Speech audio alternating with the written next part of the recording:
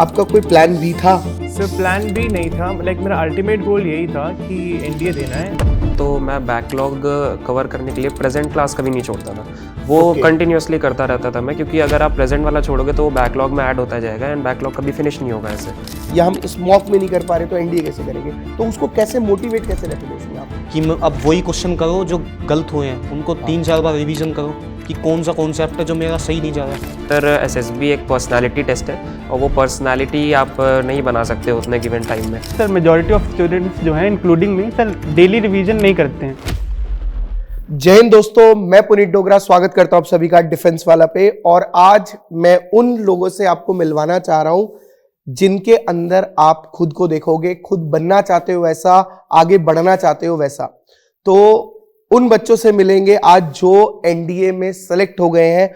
2024 first NDA में selection जिनका हो चुका है और अब वो अपनी ट्रेनिंग पर जाने वाले हैं। तो आइए उनकी जर्नी को समझते हैं, जानते हैं कि कैसे उन्होंने क्या क्या चीजें सोची थी, कैसे हुई और कैसे उनका एग्जीक्यूशन रहा, जो कि आपको हेल्प करेगा आपके एनडीए के एग्जाम के अंदर। तो हमारे साथ जुड़े हुए हैं 4 लोग, जिनमें शिवांश, देव, हमारे पाठक साहब एंड भानु प्रताप। तो ये 4 स्टूडेंट हैं। तो चलिए सबसे पहले पहला सवाल जिसका आंसर सभी बच्चों को पता है कि कैसी रही भाई फीलिंग आप लोगों की एनडीए की जर्नी में, बताइए।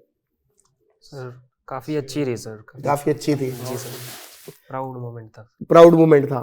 तो बेसिकली जब पहली बार जब आपने अपने आप को रिजल्ट आपने देखा तो कैसा लगा, मतलब क्या फील हुआ सबसे पहले? सर एक पॉइंट आता है जब आप बहुत मेहनत कर लेते हो तो उसके बाद जब आपको चीज़ मिल जाती है तो एकदम ब्लैंक सा हो जाता है। तो मेरी पर्सनल फीलिंग तो वैसी थी, एकदम ब्लैंक हो गया था उस टाइम, समझ नहीं आ रहा था कैसे रिएक्ट करूं जब मुझे पता चला कि एसएसबी में हो गया था। सेम। और आप लोगों के साथ? तो मेरा भी सर ये सेकेंड अटेम्प्ट था। तो फर्स्ट अटेम्प्ट में मैं सर कॉन्फ्रेंस आउट हुआ था। ओके। तो उसके बाद सर ये फीलिंग जो होती है डबल अप हो जाती है। आप जब अपने सेकेंड अटेम्प्ट में फिर से मेहनत करके आके रिकमेंड होते हो तो फीलिंग सर डबल अप हो गई थी और वो उतना ही प्राउड फील हो रहा था अपने लिए भी, पेरेंट्स के लिए भी और बाकी सब के लिए भी। देखो मेहनत तो बहुत करी होगी तुम लोगों ने, यस है ना? तो सबसे पहले क्या एग्जीक्यूशन रहा, मतलब इस मेहनत में, इस जर्नी में क्या एग्जीक्यूशन रहा?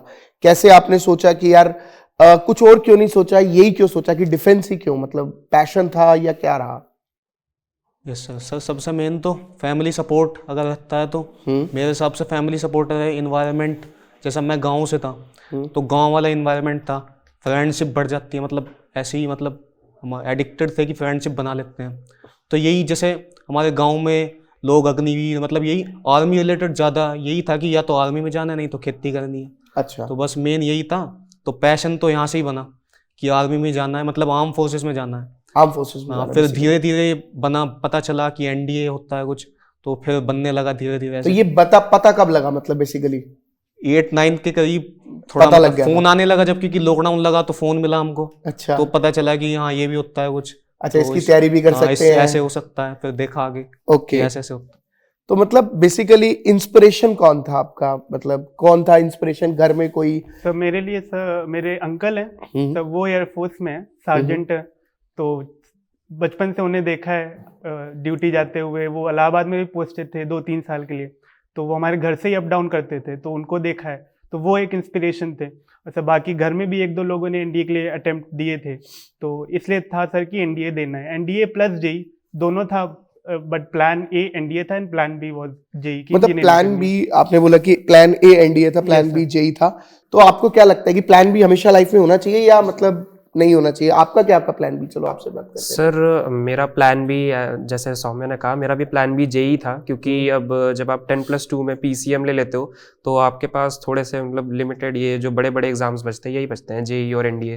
तो जैसे सौम्य के घर में है, वैसे मेरे घर में भी मेरे अंकल आर्मी में है, लेफ्टिनेंट अंकल कर्नल बोले है। तो मतलब चाचा जी? चाचा जी, अच्छा, चाचा मेरे जी। चाचा एंड जी। आपके? चाचा। चाचा जी, अच्छा ठीक है, चाचा जी थे जी। तो उनसे काफ़ी इंस्पिरेशन मिली मुझे बचपन से ही कि फ़ौज में जाना है। तो जब 9वीं 10वीं क्लास आई और पता लगा कि 12th के बाद या 12th अपीयरिंग में हम कौन से एग्ज़ाम दे सकते हैं, तो उससे फिर एनडीए की तरफ रुचि बढ़ी। और जब आप एक्सप्लोर करने लगते हो किसी चीज़ को तो उसमें इंटरेस्ट फिर इंटरेस्ट बढ़ता जाता है, अपने आप ही आने लगता है। और आपके लिए कौन रहा है आपकी इंस्पिरेशन?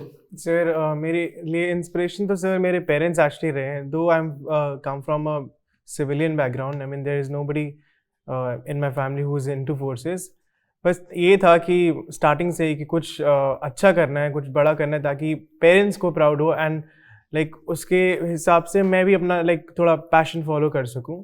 तो थोड़ा मैंने सर्च लाइक मैं क्लास 9 से ही 10 से थोड़ा एक्टिव ज़्यादा था, तो मैंने तभी थोड़ा सर्च करना स्टार्ट किया कि क्या क्या है, क्या क्या कर सकता हूँ, क्या चीज़ अच्छी लगती है। तो फिर मुझे एनडीए के बारे में पता चला when I was in class 10th only. तो उसके बाद फिर there is one YouTube channel also जहाँ पे जो एयरफोर्स एकेडमी है उसके उन्होंने एपिसोड्स बना रखे हैं सारे, काफ़ी सारे। ओके तो वो मैंने लाइक सारे गो थ्रू किए, फिर और ज़्यादा इंस्पिरेशन मिली कि हाँ ये कितना एक्साइटिंग है and of course it is a respectable job, I mean career and passion. So I thought कि this will be the place where I would want to go and क्योंकि थोड़ा लाइक मुझे थोड़े से चैलेंजेस ज़्यादा लगते हैं, क्योंकि आई बिलीव कि अगर चैलेंजेस ज़िंदगी में आते हैं तो वो आपको स्ट्रॉन्गर बना देते हैं। नो डाउट, इसमें तो कोई दो राय नहीं है।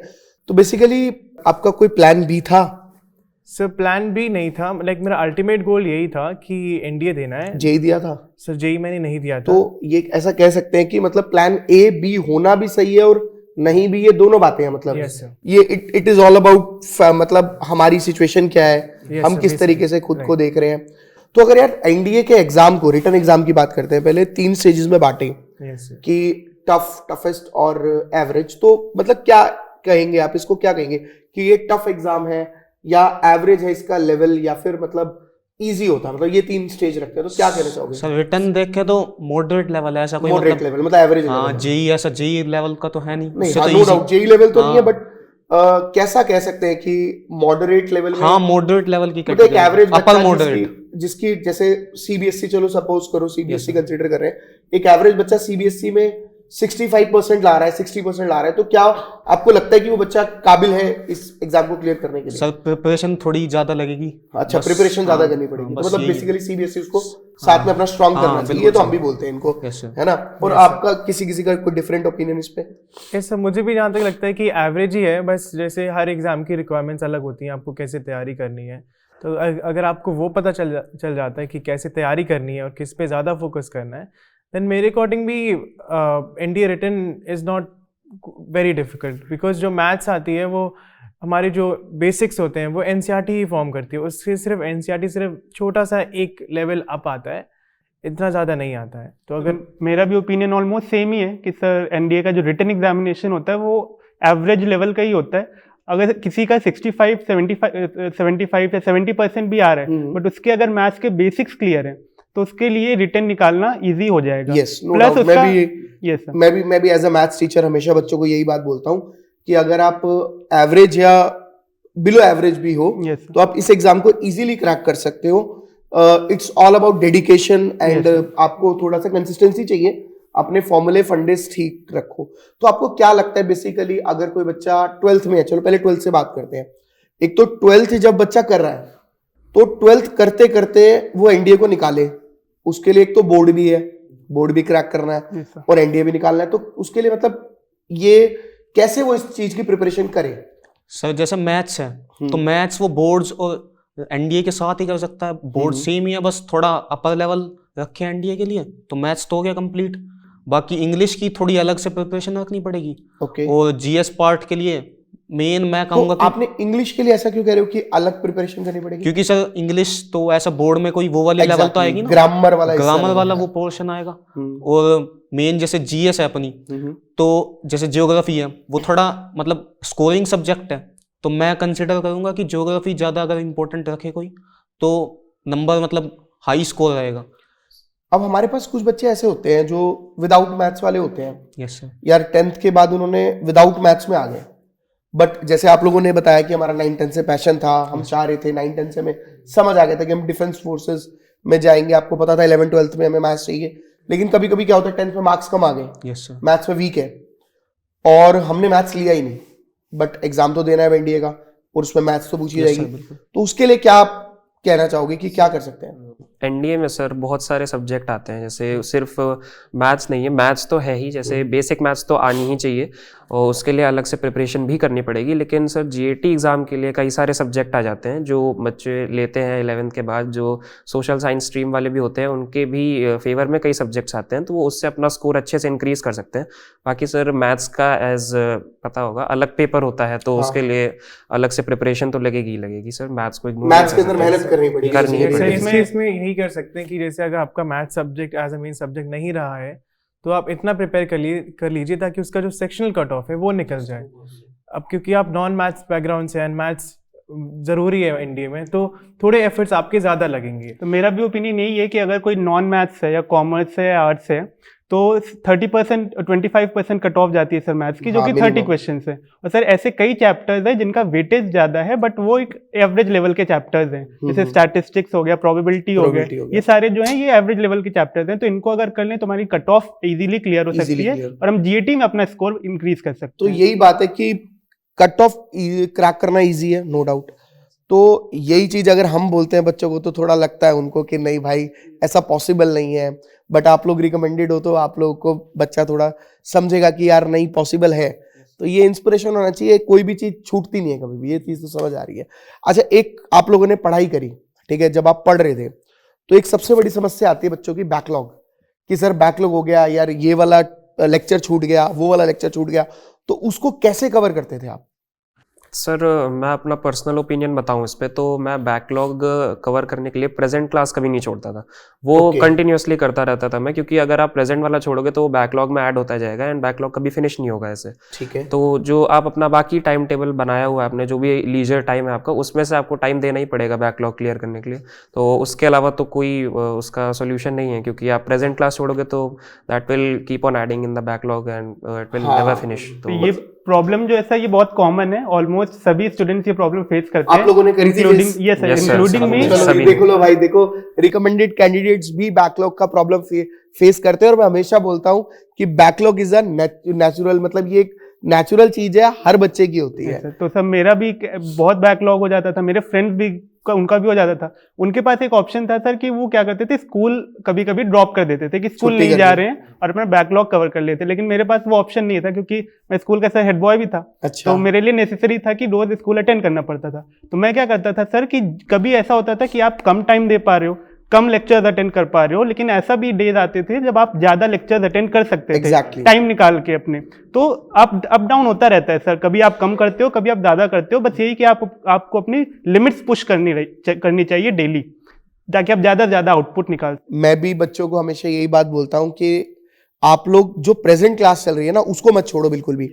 बैकलॉग पड़ा हुआ है, कोशिश करो, यू विल ट्राई कि भाई डेली 15 मिनट, 20 मिनट, आधा घंटा, जितना टाइम तुम अपने कन्वीनियंट के अकॉर्डिंग एक्स्ट्रा दे सकते हो वो देते रहो। हाँ, उस चीजों से, क्योंकि वो तो पड़ा हुआ है, वो धीरे धीरे कवर होता जाएगा फिर अगर आप थोड़ा थोड़ा टाइम दोगे, ठीक है। बट एक बात बताइए, जैसे जब हम एग्जाम देते हैं, मॉक देते हैं, या आप टेस्ट देते थे, जो चैप्टर वाइज टेस्ट होते हैं, मॉक टेस्ट होते हैं, आपने खूब तैयारी करी, खूब पढ़ा, लेकिन फिर भी एग्जाम में नंबर कम आ गए, क्योंकि कई बार हमारा या तो चैप्टर वीक रह जाता है, हमें पता नहीं चलता, कई बार यार हमने चैप्टर वीक भी नहीं रहता बट क्वेश्चंस ऐसे आ गए, आपका टेस्ट खराब हो गया, तो उसमें कभी लगा नहीं यार हमसे तो होगा ही नहीं, जब एक चैप्टर का टेस्ट नहीं हो रहा या हम इस मॉक में नहीं कर पा रहे तो एनडीए कैसे करेंगे? तो उसको कैसे मोटिवेट कैसे रहते थे उसमें आप?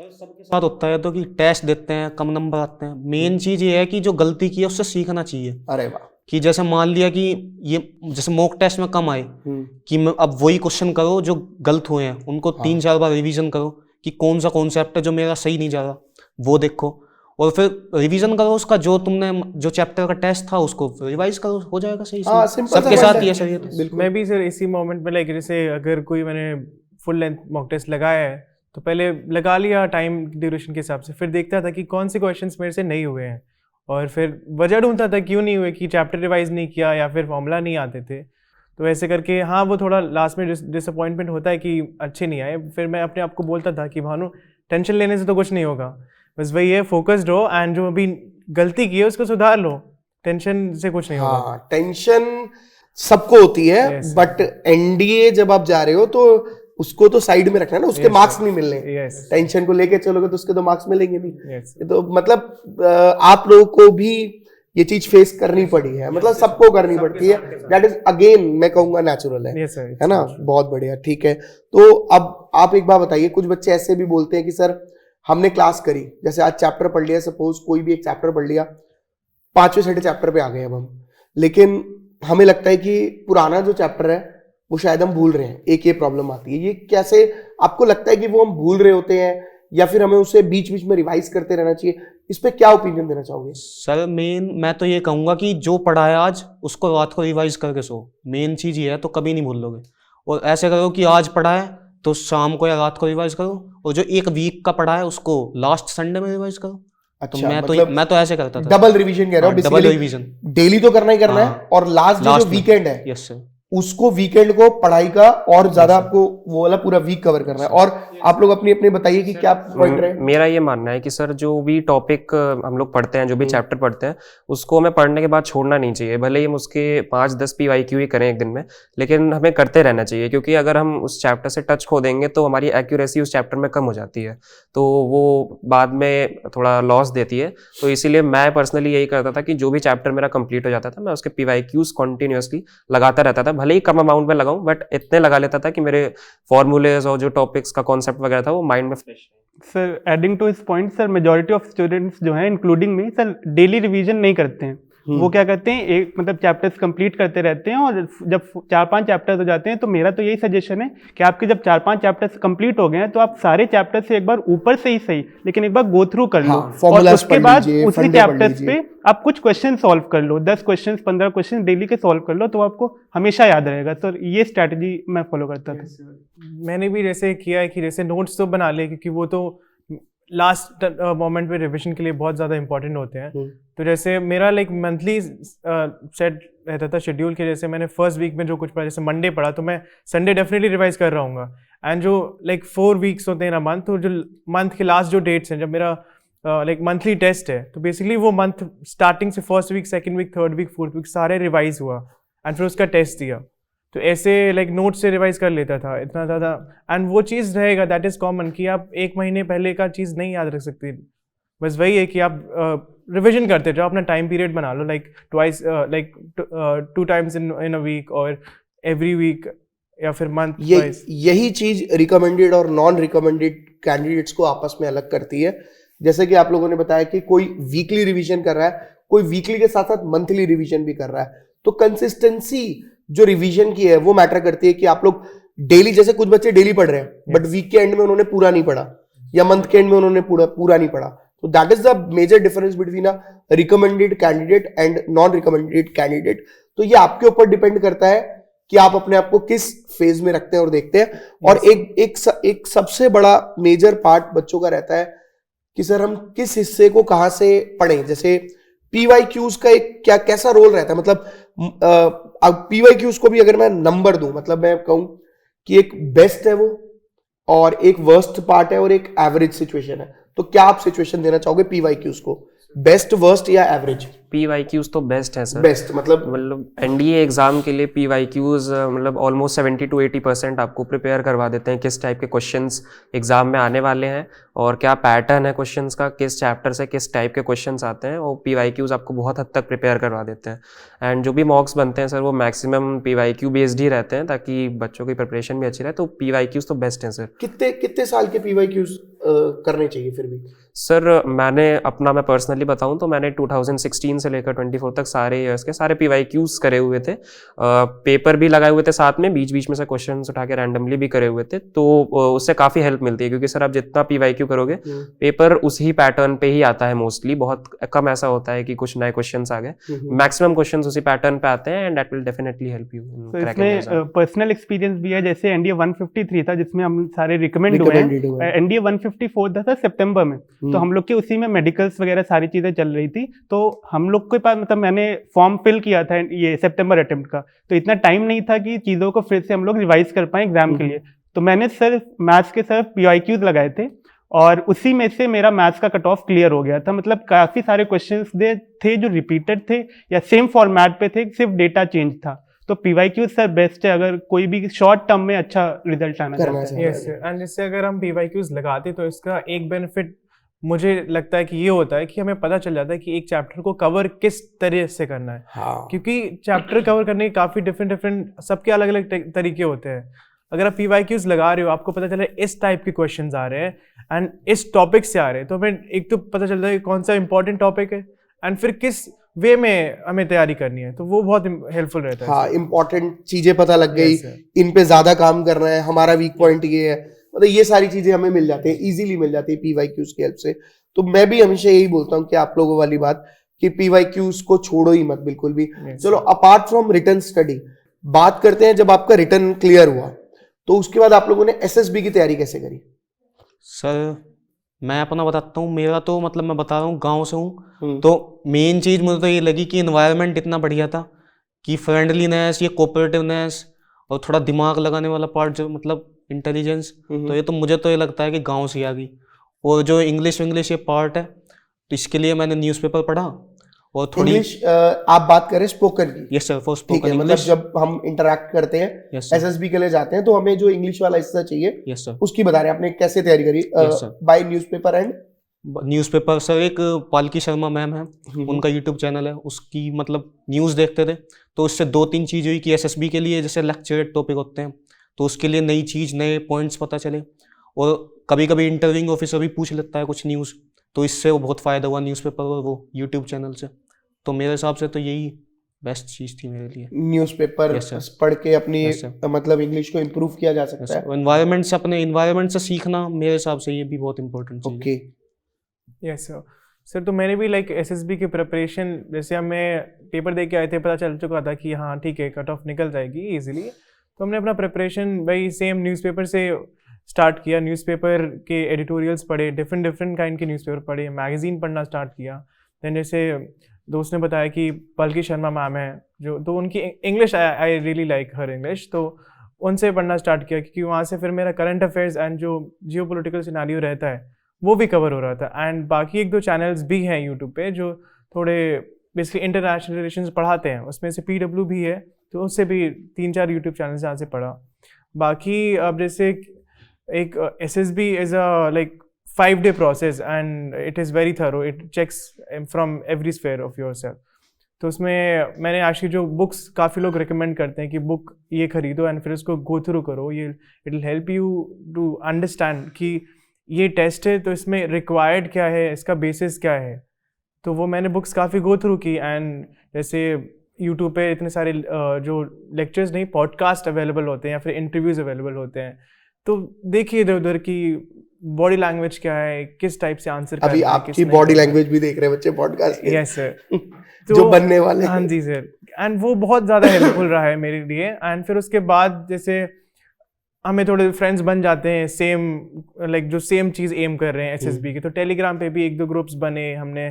ये बड़ा आजकल वो चलन है टेलीग्राम वाला, वो Yes, क्या है मतलब उसमें वो मतलब बच्चे को करना चाहिए मतलब आपस में मिलके, या क्या उसके लिए क्या कहना चाहोगे? अगर वो पर्सन टू पर्सन डिपेंड करता है, अगर आपको लगता है कि ये आपको हेल्पफुल कर रहा है देन आप करो, क्योंकि कैसा होता है ये कि डिस्ट्रैक्शन नहीं है मतलब? नहीं सर, डिस्ट्रैक्शन बिल्कुल नहीं है, क्योंकि क्या होता है आप जो ओपननेस की प्रॉब्लम होती है, जनरली लोग ओपन नहीं हो पाते हैं, या फिर लाइक लेक्चरेट वगैरह देना होता है, या फिर क्योंकि अगर हम डिस्कस करते हैं 4 लोगों के बीच में तो हमें सबके व्यू पॉइंट्स मिलते हैं। ओके, तो हमें सबका एक तो सोचने का नज़रिया समझ आता है, सबके पॉइंट समझ आते हैं। एंड क्योंकि जैसे एक टॉपिक है, हमें उसका लाइक पॉइंट ऑफ व्यू सिर्फ एक पता था, तो अभी हमें 4 पता हो जाते हैं। और हम लाइक कोई और किसी की वीकनेस है, हमारी कोई और स्ट्रेंथ है, तो हम आपस में शेयर करते हैं, उसको collectively as a I mean group work करते हैं एंड स्ट्रॉन्ग करते हैं एक दूसरे को। ओके। तो इसमें हम दोनों का भी एक बहुत अच्छा एक्सपीरियंस है। हम दोनों ने SSB की प्रिपरेशन साथ में की थी। अच्छा, मतलब मैं ये और 2-3 लड़के और थे जो NDA के भी थे और कुछ NCC एंट्रीज के भी थे। तो हम लोग ने एक टाइम फिक्स कर लिया था डे टाइम में 3 to 5 या 3 to 5:30 ऐसे रहता था, और हम लोग वीडियो कॉल गूगल मीट के थ्रू हम लोग अपना प्रिपरेशन करते थे। उसमें कई सारी चीज़ें, चाहे वो साइक टेस्ट की चीज़ें हों या 1-to-1 हम लोग इंटरव्यू भी एक दूसरे का लेते थे, कभी मैं इंटरव्यूअर और ये कैंडिडेट, तो ऐसे करके हम लोग ने प्रिपरेशन की है। और उसमें से 3 NDA वाले थे और तीनों रिकमेंड भी हुए हैं। अरे वाह। तो एक हम दोनों हैं, एक और लड़का है निकुंज गोस्वामी, तो अच्छा। हम तीनों रिकमेंड भी हुए हैं। तो सर ये चीज़ बहुत हेल्प करती है। अब हम लोग ने क्योंकि एनडीए का एसएसबी दिया था लास्ट अटेम्प्ट में, तो हम लोग को पता था कि कैसे क्वेश्चंस वहाँ पुटअप किए जाते हैं और आपको कैसी अप्रोच रखनी है। तो हम लोग एक दूसरे की गलती भी समझ सकते थे और उनको बता भी सकते थे कि आप ये पॉइंट सही कर सकते हो। सर वो बहुत हेल्पफुल है। वो आपके हेल्पफुल सर जैसा Yes, sir. इन्होंने बताया कि हम लोग एक बार पहले एसएसबी दे चुके थे एनडीए 152 के लिए, तो जब उसमें नहीं हो पाया तो हमने काफ़ी इंट्रोस्पेक्शन करा, देखा कि कहाँ गलतियाँ रह गई थी, और वो सर मैं कहूँगा कि हम दोनों ने ही अपने आप में निकाला कि वो गलतियाँ कहाँ हो रही थी। हम लोगों ने मॉक इंटरव्यूज़ भी लिए जैसे उन्होंने बताया, एंड वो बहुत हेल्पफुल रहे हम लोग के लिए इवेंचुअली, क्योंकि जितने भी लोग इन्वॉल्व थे उस एक्टिविटी में, most of the people got recommended. तो एक्चुअली ये जो ग्रुप वाली चीज़ है, इट इज़ वेरी हेल्पफुल और it helps in improving communication skills a lot. तो डेफिनेटली इसमें कैसे आप सेलेक्ट करोगे कि यार ये वाला ग्रुप बेटर है या वो वाला ग्रुप बेटर है, कैसे इसको सिलेक्शन कैसे, क्योंकि आप तो जानते नहीं कि बैकग्राउंड में कौन क्या है क्या नहीं है, तो कैसे सेलेक्ट करते हो ऐसे? सर वो जनरली जब आप एक लेवल का माइंडसेट अटेन कर लेते हैं, तो जब सामने वाला बंदा जो अपने व्यूज़ रखता है उस बात पे, तो आपको पता चल जाता है कि उस बंदे का मेंटल लेवल कितना है। तो उस हिसाब से सर आई थिंक जज कर लेना चाहिए कि कैसा प्रिपरेशन का लेवल है, एंड कितनी हेल्प वो सामने वाला इंसान आपकी कर सकता है आपकी प्रिपरेशन में, और Okay. कितनी आप उसकी कर सकते हैं। तो ये तो सर थोड़ा जनरल चीज़ है, क्योंकि बात करने के तरीके से और पर टॉपिक नॉलेज से भी ये बहुत हद तक क्लियर हो जाता है कि कितना नॉलेज सामने वाले बंदे को है। तो ओके एक बहुत बड़ा मतलब फैक्ट है या मिथ है कि, दोनों बताना, फैक्ट है मतलब फैक्ट है या मिथ है कि इंग्लिश के बिना एसएसबी नहीं हो सकती?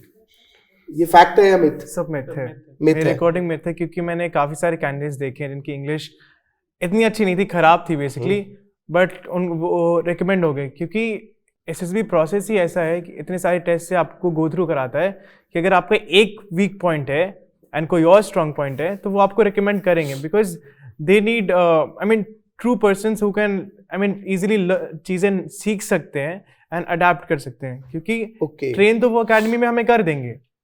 अब वो आपके पास डिटर्मिनेशन और वो सीखने की चाह है तो definitely you will get recommend. मतलब आपके पास चाह होनी चाहिए और सिखा वो देंगे। Yes sir. और मतलब आप भी सीख ही लोगे जब आपके पास अंदर से ये वाली चीज है कि भाई मेरे को सीखना है। तो ये बच्चों का बहुत बड़ा मिथ रहता है कि यार हमें इंग्लिश बोलनी नहीं आती, we are weak in English, तो हम कैसे मतलब हम तो रिकमेंड हो ही नहीं पाएंगे। नहीं सर, ये भी नहीं है कि बिल्कुल आती ही नहीं है। अब कोई प्रिपरेशन कर रहा है तो उसको मेन एसएसबी है, उसको पता है, तो थोड़ा अपने पास से भी एफर्ट्स डालने पड़ेंगे ना, कि मेरी एसएसबी है, मैं डेडिकेटेड हूँ, तो मुझे प्रिपरेशन करनी चाहिए। अपनी इंग्लिश की वीकनेस है जो मेरा पॉइंट, अगर उसने प्रिपरेशन की, एफर्ट डाले, कोई बात नहीं, इतनी अच्छी नहीं हुई पर जितना काम चल जाए इतनी हो जाए बस। मतलब इतना तो एटलीस्ट आपको पता हो कि यार आपको थोड़ा बहुत तो चीजें डिस्कशन में आ जाए समझ में। मेरा भी व्यू इस पे यही है कि सर ऐसा नहीं है कि इंग्लिश के बिना एसएसबी नहीं हो सकती है, बट इंग्लिश एक बहुत इंपॉर्टेंट पार्ट प्ले करता है। आपकी पूरी पर्सनालिटी, आपके कॉन्फिडेंस को बढ़ा देता है। अगर आपको इंग्लिश लैंग्वेज में आपकी प्रोफिशिएंसी है, आप एकदम फ्लुएंटली इंग्लिश बोल लेते हैं, तो डेफिनेटली वो बहुत हेल्प करता है। ऐसा नहीं कि उसके बिना नहीं हो सकता है, but definitely it is one of the stronger points. तो SSB is all about how you represent yourself. उसमें इंग्लिश इंपॉर्टेंट है, नो डाउट, लेकिन इंग्लिश सब कुछ नहीं है। ऐसा होता है कि आप जब 1-to-1 इंटरव्यू कर रहे होते हो तो आपको इंग्लिश में बोलना पड़ता है, बट अगर आप अपनी बात को नहीं कन्वे कर पा रहे हो तो आप हिंदी में भी बोल सकते हो, इन ऑर्डर कि उनको समझ में आ जाए। उसके बाद फिर आप स्विच बैक कर लो इंग्लिश पे। आप कैसी भी इंग्लिश बोल लो, वो डिपेंड नहीं करता, बस आपकी बात इंटरव्यूअर को समझ में आनी चाहिए, वो इम्पोर्टेंट है। यस सर, बेसिकली अगर कहें कि इंग्लिश नहीं आती तो उसके बेसिस पे सिलेक्शन नहीं होगा, तो दैट इज रॉन्ग। अच्छा, मेरी एसएसबी में मैंने हिंदी में बोला, मैं सर जीपी थी मेरी, तो बीच में मैं मतलब नरेशन मैंने ही किया था, ग्रुप ने लीड करने के लिए बोला, तो मैंने नरेट की स्टोरी, तो बीच में कुछ याद नहीं आया कि इकट्ठा मतलब ग्रुपिंग को क्या बोलते हैं, तो मैंने बोल दिया कि वो इकट्ठा होंगे एक जगह पे इस जगह, तो फिर बाद में याद आया तो मैंने फिर स्विच ऑन कर लिया इंग्लिश में। तो ऐसा नहीं है कि बिल्कुल कॉन्फिडेंस लो कर लो कि याद नहीं आ रहा, अब क्या बोलूं, चुप हो जाओ। मतलब आप बीच में स्विच करते रहिए, इंग्लिश हिंदी, कॉन्फिडेंस हाई रखना है, मेन बात ये है। चाहे अपना ट्रांजिशन करते रहो इस लैंग्वेज से इस लैंग्वेज में, मेन ही बात है। मतलब चीजें स्विच करते रहो, that is the important part. तो एसएसबी की प्रिपरेशन मतलब कब से स्टार्ट कर देनी चाहिए? जैसे रिटर्न दिया आपने, सपोज कीजिए आज रिटर्न देकर आए हैं, तो कब से स्टार्ट करनी चाहिए एसएसबी की प्रिपरेशन? सर मेरे हिसाब से जब रिटर्न दे के बच्चा आता है तो उसको इतना पता होता है कि उसकी कट ऑफ क्लियर होगी कि नहीं होगी। ओके। तो आई थिंक उसी मोमेंट से प्रिपरेशन स्टार्ट कर देना चाहिए, क्योंकि सर एसएसबी एक पर्सनालिटी टेस्ट है और वो पर्सनालिटी आप नहीं बना सकते उतने गिवन टाइम में। तो आप जितने दिन उसकी प्रिपरेशन करोगे, उन टेस्ट्स को दोगे, उस एटमॉस्फेयर में रहोगे, वो आपके लिए बेटर रहेगा। जितना मैक्सिमम टाइम आप स्पेंड करो उस एटमॉस्फेयर में। तो आई थिंक सर जितना जल्दी हो सके बच्चे को प्रिपरेशन स्टार्ट कर देनी चाहिए एंड बाय हार्ट प्रिपरेशन करनी चाहिए, क्योंकि सर पर्सनालिटी वैसे भी 2-3 महीने में नहीं चेंज होने वाली। नहीं चेंज हो Yes, सकती sir. जितने क्योंकि साल सर लाइक जो interview is all about qualities and qualities develop करने में इट टेक्स टाइम। तो अगर आपके पास जैसे रिटर्न के बाद जनरली 2 to 3 months होते हैं, 2 to 2.5 months, तो जितना ज़्यादा आपको टाइम मिलेगा वो उतना बेनिफिशियल रहेगा। एंड ये कहा भी जाता है, मैंने भी सुना है कि एज अ फ्रेशर, आप अगर फ्रेशर तो वो आपका गोल्डन अटेम्प्ट है। अगर आप उसमें कर जाते हो देन आप कर गए। एंड उसमें because it is not very difficult for freshers also, because उन्हें पता होता है कि this candidate is appearing for the first time and he may not be knowing all the process. तो उसमें अगर आप अपने आप को एक्स्ट्रा प्रिपेयर करते हो, बाकी जैसे किसी और का कुछ लेवल है, आपको पता है कि ये मेरा गोल्डन चांस है, इसमें लाइक रिकमेंड होने के चांसेस आर हायर, तो उसमें आप थोड़ा और एक्स्ट्रा वर्क करो। अगर आपको किसी की गाइडेंस लेनी है, गाइडेंस ले लो। जैसे मैंने स्पेशली लाइक मैं प्रिपेयर कर रहा था, लेकिन फिर मुझे लगा थोड़ा और करना चाहिए, क्योंकि मेरा गोल्डन चांस है। अगर मिस हो गया तो of course I will try again, but efforts will be more. So मैंने थोड़ा ऑफलाइन में कहीं कोचिंग लिया, because GTO part you'll have to take offline coaching. Okay. तो मतलब एसएसबी के लिए ऑफलाइन की जरूरत आपके लिए एक अच्छा रामबाण साबित हो सकती है। Yes, sir. वो तो अभी हमने एसएसबी मंत्रा भी स्टार्ट कर ही दिया है, ऑफलाइन भी। तो एसएसबी आप लोगों ने दी, वहां गए, 5 दिन का एक्सपीरियंस रहा, क्या था कोई फनी मोमेंट आप लोगों का बढ़िया सा? सर फनी मोमेंट मेरे साथ एक हुआ था सर। जब मैं इंटरव्यू देने गया तो मुझे मेरा इंटरव्यू 3rd डे पे था। तो 2nd डे पे जिन कैंडिडेट्स का इंटरव्यू हुआ था उन्होंने बताया था कि जो इंटरव्यूअर हैं वो थोड़े से स्ट्रिक्ट हैं, थोड़े से रूड हैं। तो मैं उस वजह से थोड़ा सा नर्वस हो गया था। तो जब मैं अंदर गया तो मैंने गलती से उन्हें गुड मॉर्निंग बोल दिया था दोपहर के 2 बजे। तो उन्होंने उस बात पे थोड़ा काफ़ी ग्रिल भी करा मुझे, एंड वो थोड़ा सा मुझे लगा कि हाँ फनी मोमेंट है। रगड़ा लग गया। Yes. मेरा थोड़ा फनी से ज़्यादा थोड़ा एडवेंचरस हो गया था। अच्छा। मेरे फर्स्ट अटेम्प्ट में क्या हुआ था सर कि हम लोग का PPDT चल रहा था, तो उसमें 12 to 15 का ग्रुप बना दिया था उन्होंने। तो एक हम लोग को पिक्चर दिखाई गई थी, तो उस पर हम सब ने नरेशन किया। मेरा नरेशन अच्छा गया था। तो उसके बाद जब सबका नरेशन कंप्लीट हुआ तो मुझे चुना गया कॉमन एक कंक्लूजन देने के लिए GD के बाद।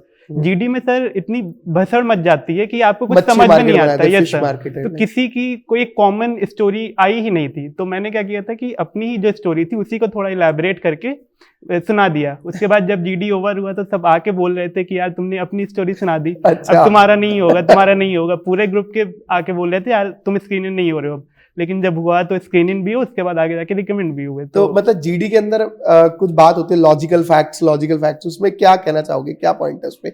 सच में सारा चीज लॉजिकल होना चाहिए या लॉजिकल फैक्चुअल होना चाहिए, या फिर कुछ चीजें चल जाएंगी ऊपर नीचे जब GD होता है? तो थोड़ा बहुत तो सर चल ही जाता है, पर मेन लॉजिकल पॉइंट देने चाहिए, ज्यादा इंपॉर्टेंट है सर। जैसे लॉजिकल पॉइंट देते हैं तो जो सामने वाले ग्रुप है अपना, वो भी ये सोचेगा कि इसे पता है तो इसको अपना लीडर चुनते हैं, ये अपनी स्टोरी नरेट करेगा। जैसे मैंने GP के टाइम पे एक पॉइंट आ गया था बढ़िया सा लास्ट के टाइम पे, तो मैंने वो बोल दिया। तो एकदम से सबने कहा कि मतलब टाइम हो गया था, उसने GTO ने कहा कि नाउ नॉमिनेट योर लीडर। तो मैंने पॉइंट बोला था तभी बढ़िया सा, तो सबने कहा कि he is a leader, he is going to nominate, वो he will tell our story. तो ऐसे ही कोई तो बढ़िया एक पॉइंट ने आपको लीडर बना दिया। यही तो ऐसे सर, मतलब क्लिक होने वाली बात है। Yes sir. Okay great.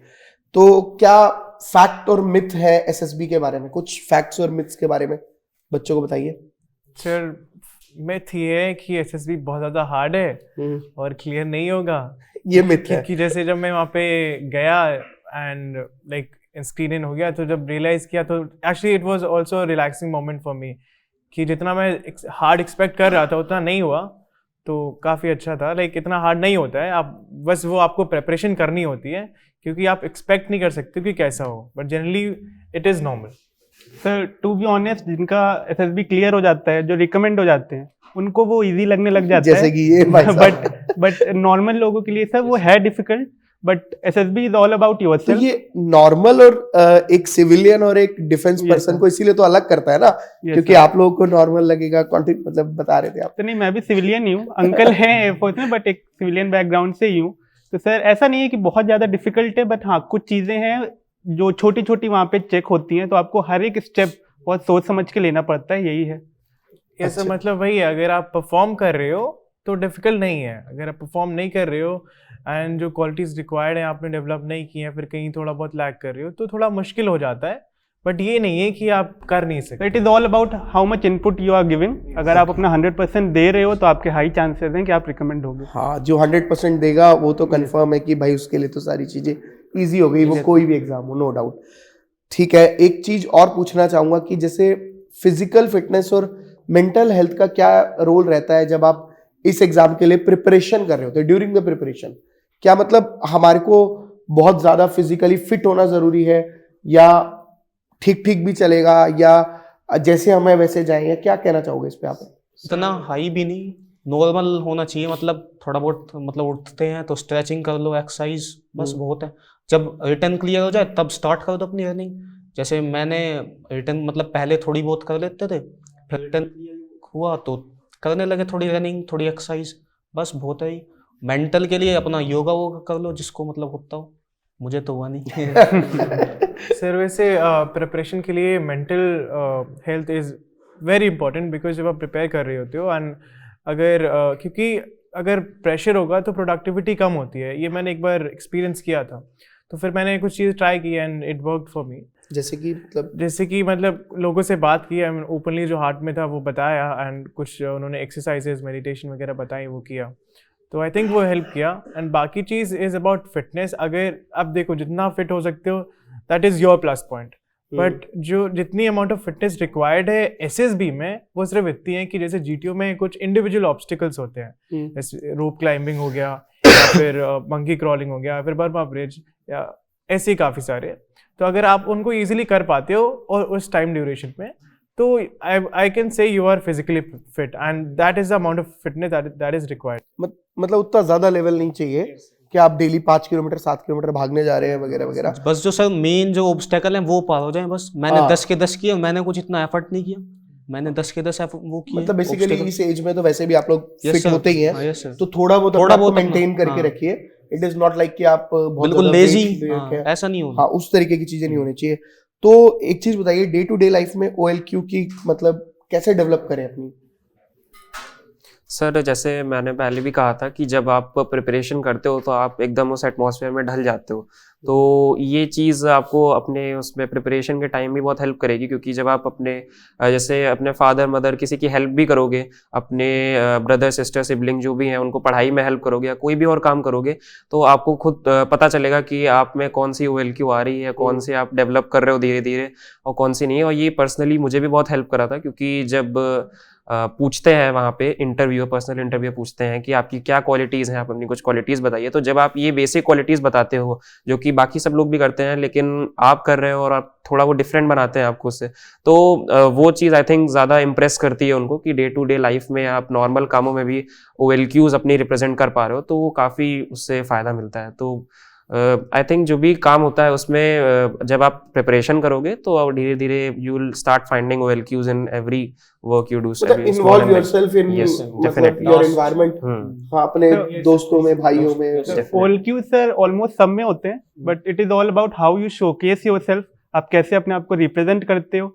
अब जैसे स्कूल्स में सर बहुत इवेंट्स होते हैं, बहुत सी पोजीशंस होती हैं, तो आपको इनिशिएटिव लेके उन पोजीशंस पे जाना चाहिए जहाँ पे अपने आप लीडरशिप स्किल्स दिखा सकते हो। तो यहीं से आप एक ऑफिसर की एक नींव जिसे कहते हैं वो रख सकते हो, डेवलप करना शुरू कर पाएंगे। यस सर, लाइक अगर मैं अपने पर्सपेक्टिव से बोलूँ तो जहाँ तक मुझे लगता है कि कुछ तो हमारे पास OLQs होते ही हैं एंड कुछ नहीं होते। तो जैसे हम प्रिपेयर करना स्टार्ट करते हैं SSB के लिए, तो धीरे धीरे वो डेवलप हो जाना स्टार्ट करते हैं, क्योंकि हम ऐसी चीज़ें प्रैक्टिस करते हैं, ऐसे लोगों से बात करते हैं, ऐसा कंटेंट सीखते हैं, देखते हैं, पढ़ते हैं, तो एक हमारा मच्योर्ड विजन आ जाता है, ओपिनियंस आ जाते हैं, धीरे धीरे होने लगता है। अगर हम साइक टेस्ट की बात करें तो उसमें साइक टेस्ट में एक तो हमारी स्टोरीज हैं कि हाउ डू वी थिंक, तो थिंकिंग लाइक भी एक is a OLQ I would से, कि लाइक आप किस सिचुएशन को पॉजिटिवली देख रहे हो या फिर नहीं देख रहे हो, या फिर एक सिचुएशन को आप कितना नेगेटिव भी सोच सकते हो. That is I mean of course the opposite part of good OLQ. हर क्योंकि दो पहलू होते हैं. यस, हर चीज के दो पहलू होते हैं. And same if we talk about SRT, so basically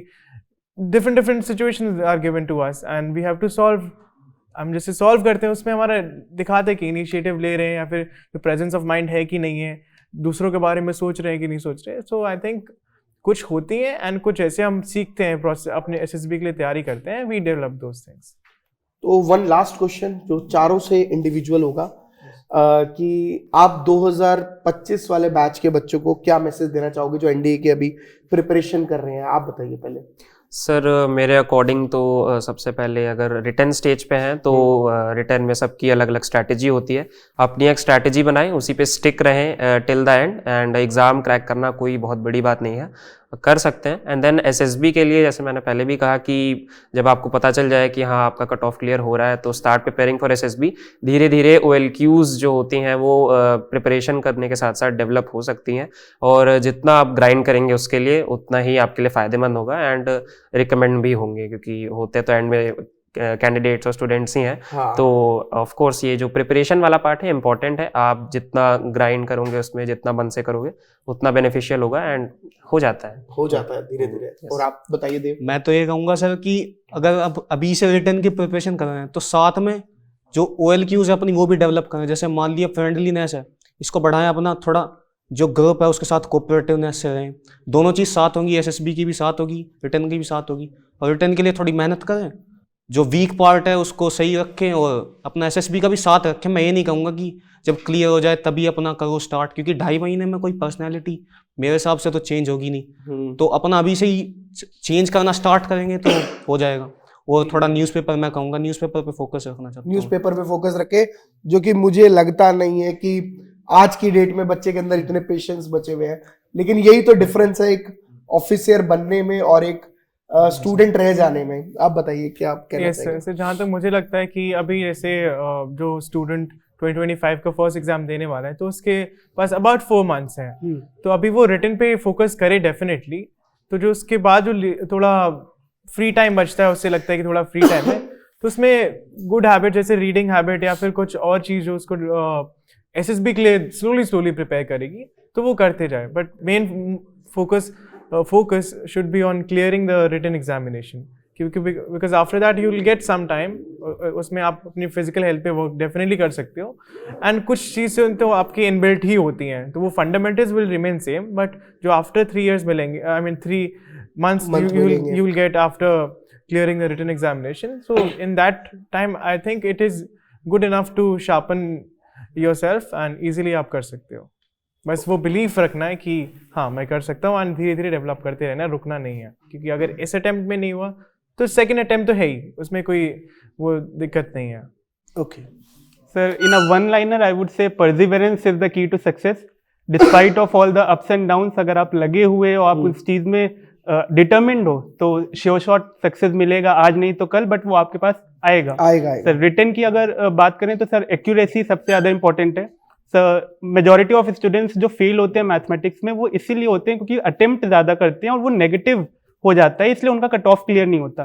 तो एक्यूरेसी के साथ अगर आप 45 to 50 क्वेश्चंस भी कर रहे हो तो वो आपका श्योर शॉट आपका कट ऑफ क्लियर करवाएगा. और उसके बाद आप GAT में अपना मार्क्स इंक्रीज कर सकते हो ताकि आपकी एक अच्छी रैंक भी बन जाए, कट ऑफ आ जाए. यस सर, तो ये चीज़ बहुत इंपॉर्टेंट है कि एक्यूरेसी के साथ आप पेपर को अटेम्प्ट करो. और SSB में सर, SSB के लिए आप अभी से प्रिपरेशन स्टार्ट कर सकते हैं. फिजिकल फिटनेस पे आप रनिंग वगैरह सारी चीज़ें कर सकते हैं.